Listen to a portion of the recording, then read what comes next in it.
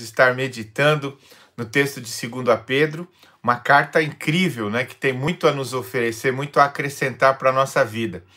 E quero então te encorajar já a abrir a sua mente, o seu coração para aquilo que Deus vai falar. A segunda carta de Pedro, como a pastora Nana começou lá falando para nós, ela vai trazer as muito e grandes ou preciosas promessas. Carli, bom dia, como o texto diz, né? E Pedro começa, bom dia, Pierre, bom dia, Tânia. Pedro começa nos encorajando a assumirmos estas preciosas promessas. Bom dia, Sabrina. Para as nossas vidas, a fim de que nós cresçamos no conhecimento, na graça de Jesus. E de fato, de verdade, como nós lembramos do que foi exposto lá pela pastora Nana e o que o próprio Pedro fala, né? Bom dia, Natália. Bom dia, Júnior. O que foi exposto para nós ali é que estas preciosas promessas é que podem alavancar a nossa vida numa profundidade com Deus. Bom dia, Adriel. É preciso se apropriar delas, então, para crescermos. Bom dia, Juliana. Bom dia, a irmã lá do rancho, né? Quiriri. Bom dia, Deus abençoe. Ele fala, bom dia, Patrícia. Bom dia. Ele fala de como isso é importante para nós no sentido de crescermos e conhecermos mais a Deus. Na sequência, bom dia, Everton. Ele vai tratar também do fato, e é muito interessante isso, né? Pedro percebe que ele não tem muitos anos, nem muita oportunidade de estar com os irmãos. Então ele quer reforçar neles os ensinos da palavra e que eles tivessem memória disto. Por isso, quando ele fala das preciosas promessas, e ele vai falar sobre a palavra à frente, vai falar sobre Jesus, ele quer reforçar neles esses conceitos, este conhecimento, a fim de que eles sejam solidificados em Deus, possam estar mesmo firmes no Senhor e crescer no conhecimento do Senhor. Então ele vai entrar agora neste versículo 16 em diante, né? Nós vamos falar 16 até o 21, que é o final do capítulo 1. E ele vai trazer então agora um pouco sobre o testemunho, o fato que ele era testemunha, não só ele, mas eram testemunhas oculares do que Deus estava fazendo na vida, do que Jesus fez e de como Jesus foi manifesto como Filho de Deus. E esse texto aqui, entre os versículos 16 a 21, bom dia, Arthur, vai estar reforçando isso em nós, no sentido de entendermos o testemunho a respeito de Jesus, da sua vinda, e agora a sua volta, né? Não fala da primeira vinda, mas da volta de Jesus, e a gente vai esclarecer isso no texto, para que também entendam o testemunho que fica, que é a própria palavra de Deus para nós, né? As Escrituras, o testemunho, então, falado dos profetas, mas também o testemunho escrito agora dos profetas. Bi, bom dia. Tanto do Antigo Testamento e agora nós podemos considerar também o texto do Novo Testamento. Tudo isso se torna para mim e para você um testemunho de Deus a respeito de Jesus e da obra salvadora que ele traz para nós. Lá na igreja a quem se dirige o apóstolo Pedro, eles estavam recebendo influências estranhas, né? De heresias mesmo que entravam dentro, querendo trazer outros ensinamentos que não aqueles que Deus, através dos apóstolos, através dos profetas, estava trazendo àquela igreja. Por isso que ele começa já apontando e exortando no cuidado com respeito a esses ensinos estranhos que vinham sobre a igreja. Então você pega lá o versículo 16 e ele começa: de fato, não seguimos fábulas engenhosamente inventadas quando lhes falamos a respeito do poder e da vinda de nosso Senhor Jesus Cristo. Ao contrário, nós fomos testemunhas oculares da sua majestade. Então, aqui quando ele fala de fábulas engenhosamente inventadas, ele está falando de uma história formulada pelo próprio homem, fábula, né? Lenda, mito, né? Para expressar os desejos do próprio homem, sem qualquer referência à própria realidade. Bom dia, Juliano. Sem referência à realidade, no sentido até de que não tem poder redentivo, como a palavra de Deus. Nós somos salvos pela graça mediante a fé, e esse conhecimento da palavra... Bom dia, filha. Esse conhecimento da palavra, ou esse conhecimento de Jesus e da salvação, vem através da palavra. Por isso que o apóstolo Paulo vai dizer que nós precisamos pregar a palavra, porque é ela que vai trazer o conhecimento para nós.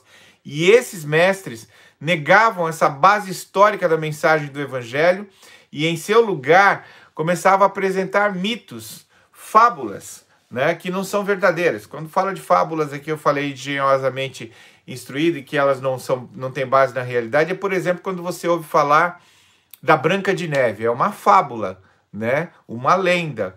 Ela não é uma realidade, nem está embasada numa realidade. Embora o autor estava querendo trazer alguma compreensão sobre a realidade a partir da fábula, ela não era uma realidade, né? Bom dia, Marli. E a palavra de Deus diferente, bom dia, Joelma, ela traz um ensino que edifica a nossa vida e que expressa uma realidade palpável, uma realidade histórica. Bom dia, Celso. Então, fábulas engenhosamente inventadas. Nesse sentido, Pedro está se referindo, os falsos mestres estão ensinando heresias destruidoras. No capítulo 2, logo no primeiro versículo, ele vai falar sobre isto. Palavras fictícias, bom dia, Damares. No versículo 3 e no versículo 4. A Bíblia, a palavra de Deus, ao contrário, ela é divinamente inspirada, ou seja, ela tem, bom dia, Ana, ela tem origem em Deus. Ela não é, e ele vai falar sobre isso, ela não é algo que veio da cabeça do homem, mas Deus revelou ao homem de forma factual e o homem expressou essa palavra de forma escrita. Então ela tem raízes na história e é inquestionavelmente verídica. Por fim, a mensagem do Evangelho, como nós falamos lá atrás, ela redime ou ela traz redenção ao homem, né, do seu pecado e glorifica a Deus. Estas compreensões, Pedro está querendo trazer à igreja, né? E é interessante aqui, porque ele fala inventadas quando, de fato, não seguimos fábulas engenhosamente inventadas. Quando lhes falamos a respeito do poder e da vinda de nosso Senhor. Quando ele fala do poder aqui, ele está falando da manifestação de Jesus que virá. Lembrando Mateus 24:30, lá quando o texto diz, então aparecerá no céu o sinal do Filho do Homem, todas as nações da terra se lamentarão e verão o Filho do Homem vindo nas nuvens com grande poder e glória. Então, quando falamos a respeito do poder e da vinda de nosso Senhor Jesus, aqui ele não está falando da primeira vinda, mas falando da volta de Jesus, né? E ele está falando sobre isso porque estes que trazem essas fábulas estavam questionando, mas onde é que está a vinda? Quando é que esse Jesus vai voltar? Porque até agora não voltou. No capítulo 3, no versículo 4, versículo 12, Pedro vai falar sobre esse questionamento que eles trazem, né? E aqui no caso, a vinda sempre se refere, bom dia, Gerson, se refere à sua segunda vinda, ou à volta de Jesus, como eu já falei. E Pedro vai referendar com respeito ao poder da vinda de Jesus, porque ele é testemunha ocular da sua majestade. Do que é que Pedro, ou ao que Pedro está se referindo? Eu e você vamos nos lembrar que Pedro provavelmente foi testemunha ocular do batismo de Jesus por João Batista. E aí você se lembra do que é descrito nos evangelhos, de que naquele momento em que Jesus estava sendo batizado, uma voz veio do céu e declarou, este é meu filho amado, em quem tenho todo o prazer. Mas não é só isso. Nós vamos nos lembrar do Monte da Transfiguração, quando Jesus, Pedro, Tiago e João sobem ao monte, eles estão ali contemplando Jesus, quando manifesta-se Moisés e Elias. E você lembra da cena, Pedro está todo tomado por aquilo, e deve estar tomado mesmo, imagine só, né? Para um judeu agora contemplando Moisés e Elias e Jesus ali, e é muito interessante a narrativa do texto, porque vai manifestar-se novamente uma voz do céu, que vai declarar: este é meu filho amado em quem tenho todo prazer, a ele ouvi. Né? Então o centro é muito interessante, porque naquela ocasião Pedro quer montar uma barraquinha para ele, para Jesus, para Moisés, para Elias, e a impressão que dá é que Pedro nivela as coisas entre Jesus, Moisés e Elias, e a voz do céu mostra que aquele que está sendo transfigurado ali é de fato aquele a quem deve ser ouvido, ele é o ser glorificado, ele é o ser que merece honra. Nós vamos ver isso mais à frente, como o texto mostra que Deus, o Pai, honra o Filho e manifesta a sua glória no Filho, né, que é Jesus. E Pedro, Tiago e João são testemunhas oculares desse momento, deste instante da história em que Jesus vai estar dando a Pedro, Tiago e João a referência do que eles estariam pregando. Eles estavam pregando a respeito do Salvador, estavam pregando a respeito do Senhor, que está ali então manifesto na pessoa de Jesus. Por isso que na continuidade do texto, ele fala que eles são testemunhas oculares da sua majestade, e no versículo 17 ele vai dizer: ele, Jesus, recebeu honra e glória da parte de Deus Pai, quando da suprema glória lhe foi dirigida a voz que disse: este é o meu filho amado, em quem me agrado. E o texto vai dizer que ele recebeu honra e glória da parte de Deus. Quando nós pensamos em termos de honra, de glória, nós pensamos, a glória é uma qualidade que pertence a Deus, mas ela é aqui compartilhada pelo Filho Jesus. Ele é Deus, completamente Deus, e como tal, ele manifesta a glória do Pai. João vai falar sobre isso. Vimos a sua glória, glória como do unigênito Filho do Pai, né? Vindo do Pai. A honra que Deus concede a ele ao declarar: este é meu Filho amado, chegou como um reconhecimento de alguém que alcançou determinada posição através do seu trabalho, das suas realizações. Então, a glória, nesse caso, é externa, visível, mas a honra é abstrata, desconhecida, até que seja revelada. Então, Jesus foi transfigurado em glória celeste e reconhecido honrosamente por Deus, o Pai. Que coisa tremenda tudo isso, não é não? E aí o texto vai dizer: quando da suprema glória lhe foi dirigida a voz que disse. E é interessante, aqui a gente perde um pouco a força do texto, porque Pedro poderia ter dito: olha, ele recebeu honra e glória da parte de Deus Pai, quando da suprema glória lhe foi dirigida a voz que disse. Aqui é algo muito judeu, né? E que tem a ver com os 10 mandamentos. Não tomar o nome do Senhor teu Deus em vão. Suprema glória lhe foi dirigida. Da suprema glória. Ele não disse que foi o Pai, embora atrás ele vai falar que recebeu honra e glória. Mas ele não fala que a voz é de Deus. Aqui é aquela manifestação do judeu da glória inefável, do Todo-Poderoso. Eles não expressam quem ele é.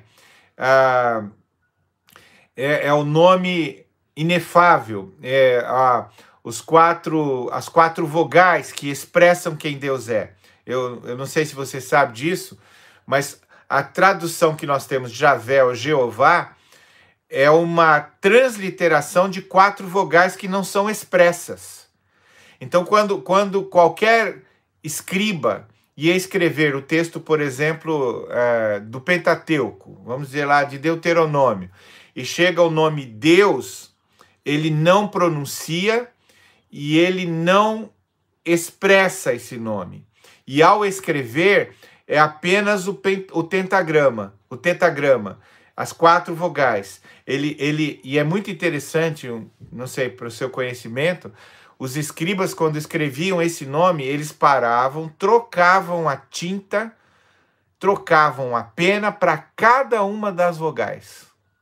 Tal a glória, tal a grandeza, tal o poder, tal o temor que se deveria ter diante desse que é o Senhor, que é o inefável, né?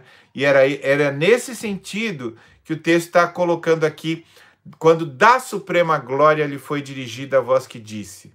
Ele não fala que foi o inefável que escreveu, que foi o Todo-Poderoso que escreveu, que foi Jeová, Jiré, Jeová, Rafá, Jeová, Tidnesco, Tidisqueno, ou então Elohim. Não, ele não pode pronunciar. Então ele usa essa expressão, suprema glória, né? Para nosso conhecimento. Então, e ele declara: este é o meu filho amado, em quem me agrado. E qual o significado, então, dessa declaração? Em primeiro lugar, Deus, o Pai, revela que Jesus é seu filho. Quando ele declara isso aqui, ele está dizendo: ele é o meu filho. E aí cabe João 17,3, né?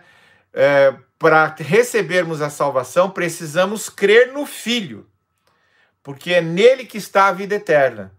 Então, para recebermos a salvação, precisamos crer no Filho. E ele continua: em segundo lugar, Deus qualifica a sua declaração acrescentando o adjetivo meu filho amado. E é nele que também nós podemos receber esse amor do Pai. Nós somos amados através do Filho pelo Pai. E por fim ele afirma: dele eu muito me agrado. Então agrado nele. Então, por causa da obra redentora de Jesus, Jesus é o recipiente do prazer de Deus, tanto no batismo quanto em sua transfiguração. Ele é aquele em quem Deus se agrada, né? E por isso manifesta isso, que ele é amado do Pai, né? Continuando então no versículo 18: nós mesmos ouvimos essa voz ainda dos céus, quando estávamos com ele no Santo Monte. É muito interessante que Pedro sai do singular, porque ali atrás ele estava falando a respeito dele mesmo, ele trazendo para a igreja que ele era testemunho ocular, mas agora ele vai para o plural. E ele quer mostrar que não só ele era testemunha, e ele sai da condição de simplesmente o pastor desses irmãos para ser o apóstolo, porque era testemunho ocular. Pedro, Tiago e João eram testemunhas oculares e falam então como testemunhas daquele momento em que Jesus foi transfigurado, e era uma antevisão da manifestação mesmo de Deus como Senhor e da salvação que viria, né? Então eles viram pessoalmente a glória e honra de Jesus no dia do seu batismo e no dia da sua ascensão também.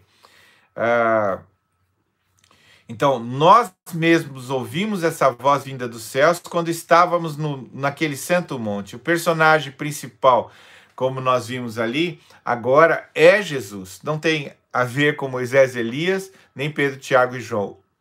O foco, a atenção é Jesus, como não deve ser diferente em relação a nós mesmos, né?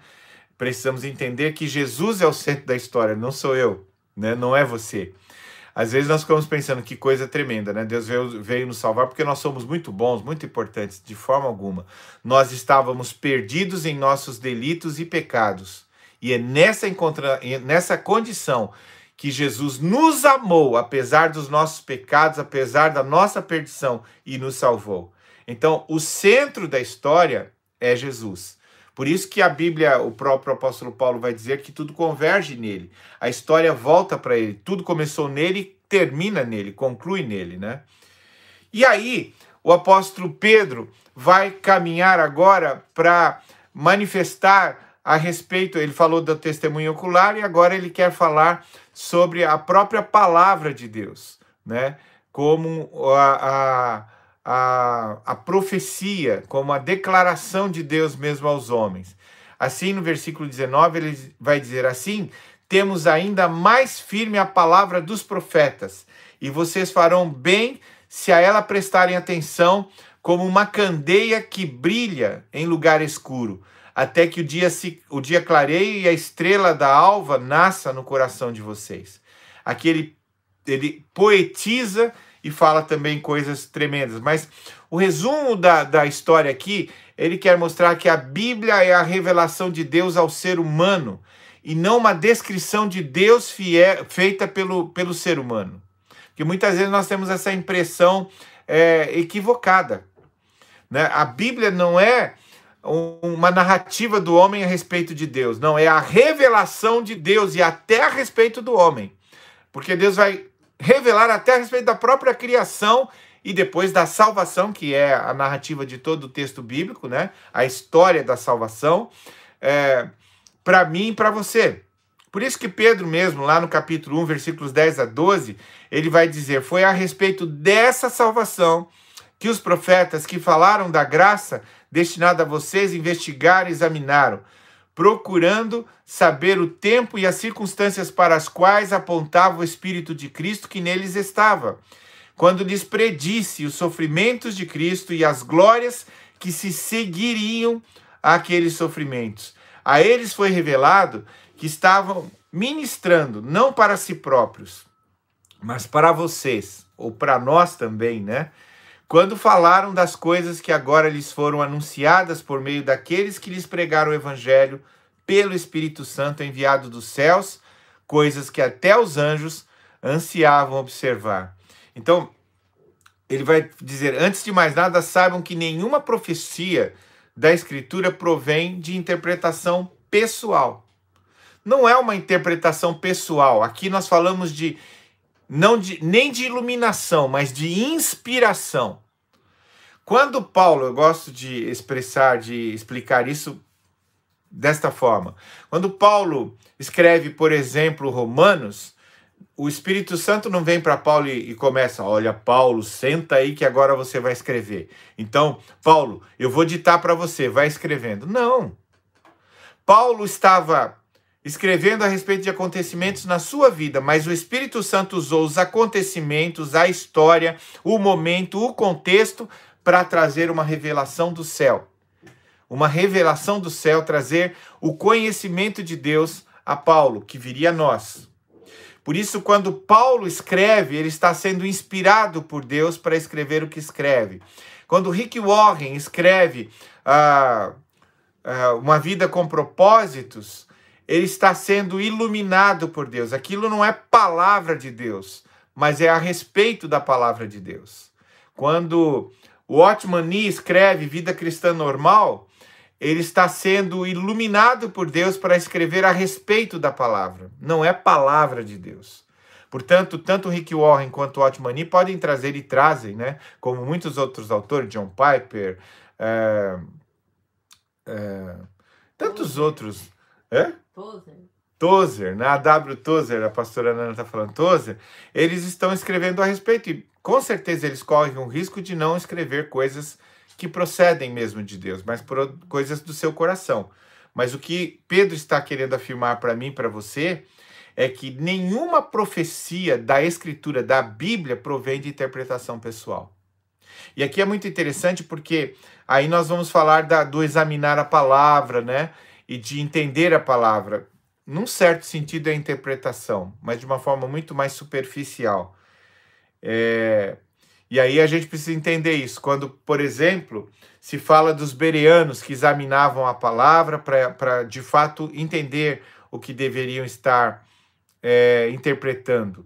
E aí a gente vai lembrar até da reforma do século XVI, quando há uma verdadeira revolução, porque até então se tinha a interpretação da palavra ou até a leitura da palavra só pelo clero, só pelas lideranças. Então tinha uma posição da igreja a respeito da interpretação da palavra. Na reforma, nós vamos ver uma verdadeira revolução, que é uma compreensão do texto bíblico de que eu e você devemos, sim, examinar a palavra e interpretá-la para a nossa vida, é claro, num contexto que vai envolver a igreja. Seria ainda mais deixa eu ver aqui. Uma interpretação muito mais de toda a igreja, de todos nós juntos, né? Então, as Escrituras, em nenhum momento na formação das Escrituras a vontade do homem prevalece, mas aí nós interpretamos juntos a partir do contexto mesmo histórico, a partir do que a Bíblia mesmo fala e do que temos vivido, interpretamos então e trazemos para nós as verdades da palavra. Então não é feita por homens propriamente, né? Jamais a profecia teve origem na vontade humana, mas homens inspirados por Deus trouxeram a palavra de Deus para nós. Sacerdócio de todos os santos. Isso mesmo, Gerson. Tá pegando bem aí o negócio. Os homens, então, que escreveram a Bíblia foram movidos pelo Espírito Santo.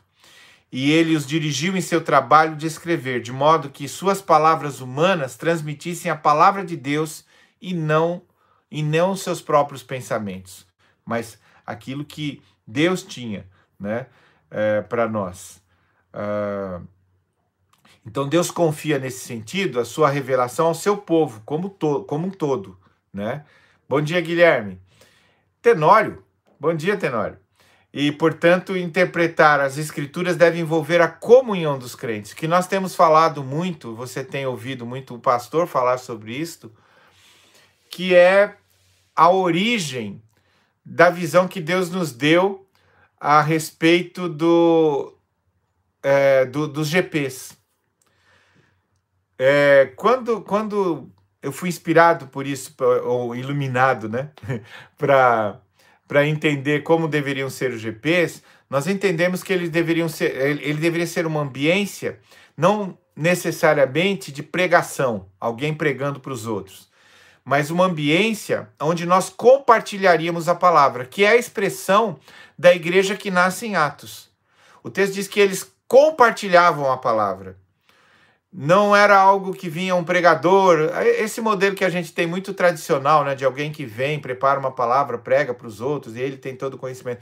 Mas o GP não era, deveria ser, olhando para Atos, a expressão do compartilhar. Então eu recebi de Deus isso, porque eu tenho vivido isso, essa palavra se aplica na minha vida assim, eu tenho conseguido vencer as minhas dificuldades, olhando para a palavra de Deus e vivendo isso, sabe? Eu venci aquele pecado e eu tenho recebido graça de Deus nisso. Aí o outro diz, mas eu tenho dificuldades nisso, embora veja a palavra, não consigo aplicar isso. O outro diz, olha, como o pastor falou, ele tem aprendido a vivenciar isso e agora nós vamos aplicar isso na nossa vida e vai dar certo se a gente fizer dessa forma. Porque a Bíblia diz, bom dia, Dinel, a própria palavra de Deus nos ensina como nós devemos proceder, como nós devemos vivenciar a experiência da palavra de Deus em nós, né? Então não é de uma interpretação meramente humana, mas é o conjunto disso que vai nos trazendo a experiência da vida em Deus, através do Espírito Santo. Então, o que é importante lembrar é que a Bíblia, ela não tem origem humana, mas ela foi inspirada por Deus a homens que falaram da parte de Deus, mas eles falaram e escreveram da parte de Deus, né? Para que nós pudéssemos, então, compreender a palavra de Deus. Tanto o Antigo quanto o Novo Testamento declaram que os homens que falaram e escreveram tiveram consciência de que o Espírito Santo estava operando neles. Davi fala, o Espírito do Senhor fala por meu intermédio, lá em 2 Samuel 23:2.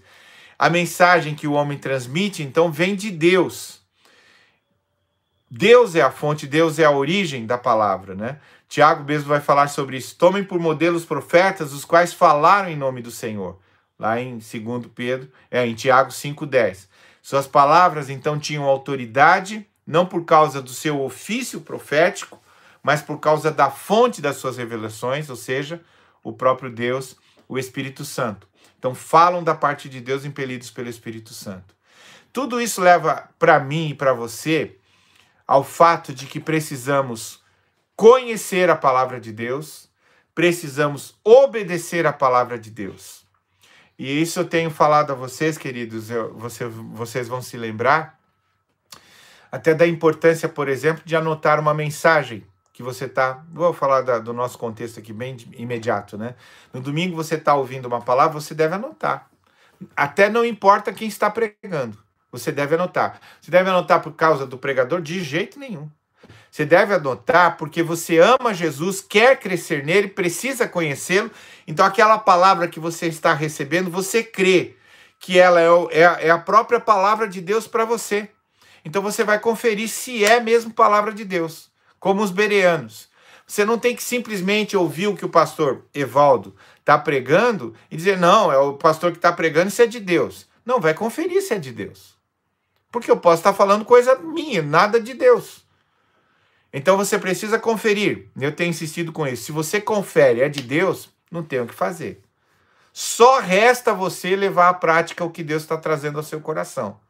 Por isso que, de outra forma, Tiago diz que nós precisamos ser muito mais praticantes do que simplesmente ouvintes da palavra. Ou seja, nós precisamos fazer valer aquilo que nós temos ouvido. Porque é palavra de Deus. Não estamos brincando de igreja, quero lembrar você. Deus realmente está falando a nós através da sua palavra. Por isso também, no domingo passado, quando nós falamos sobre hedonismo, nós falamos sobre isto. Você precisa tomar a palavra de Deus em consideração. Ela deve ser o seu alimento, Pedro vai falar sobre isso, genuíno todos os dias. Não algum dia, não alguns dias na semana, todos os dias. Como você toma o café da manhã, almoça e janta, você precisa necessariamente alimentar-se da palavra de Deus. Ela não é uma opção para você. Ela é uma necessidade para o seu crescimento. E sem ela você não cresce. Você se torna um cristão raquítico, que na verdade vai gerar mais problemas para os outros do que necessariamente solução para a vida deles. Estou indo além aqui, né? Mas é isso. A palavra de Deus é algo que eu e você precisamos nos apropriar todos os dias, nos alimentarmos dela. Com ela nós vamos alimentar os nossos irmãos também, compartilhando com eles. Vamos receber deles do que eles compartilham conosco e vamos juntos como corpo, como família de Jesus, o corpo bem ajustado, conforme diz o apóstolo Paulo, vai ser sendo edificado para a glória do Senhor e para nossa própria alegria, nossa própria manifestação como corpo de Cristo. Então, há algo de espiritual e sobrenatural na palavra de Deus, na nossa comunhão, na nossa interação como corpo de Cristo, como família de Deus. Amém? Eu quero orar com você. Amanhã nós voltamos com a palavra com a pastora Nana na continuidade, capítulo 2. Ela vai seguindo. Mas quanta coisa preciosa nós temos ouvido, não é? Então, eu queria que você guardasse isto. A palavra de Deus, ela não é importante, ela é fundamental. É através dela que nós crescemos em Jesus. É através dela que nós conhecemos o Senhor. Não existe outra forma, né? Eu simplesmente falar para você não serve. Por isso que você tem que conferir o que eu falo com a palavra, porque a palavra é o norte, não sou eu. Não é qualquer outro pregador, é a palavra. Você ouve a palavra pregada, confere com a palavra escrita e vive a palavra escrita para a glória do Senhor. Vamos orar? Pai, eu quero agradecer pela tua palavra. Ela é tremenda e maravilhosa. Queremos agradecer pela vida do apóstolo Pedro, que, de uma forma tão linda, Senhor, ofereceu mesmo aos irmãos uma condição de guardarem a tua palavra, de guardarem os ensinamentos do Senhor. Nós te agradecemos pela vida preciosa dele. Te agradecemos por todos os ensinos que recebemos nesse capítulo 1, Senhor. Quantas coisas preciosas o Senhor tem nos dado para o nosso crescimento. Nós não queremos ser negligentes quanto a isso. Pelo contrário, nós queremos crescer no Senhor e conhecê-lo cada vez mais. Muito obrigado, Senhor, por Jesus ter sido manifesto, o teu Filho bendito, que deu sua vida por nós. Ele é a expressão da tua glória e ele vai voltar para nos levar à tua presença. Nós te bendizemos e te agradecemos, Senhor, em nome de Jesus. Amém. Amém. Deus abençoe a você. Um dia cheio da presença de Deus. Um abração a todos.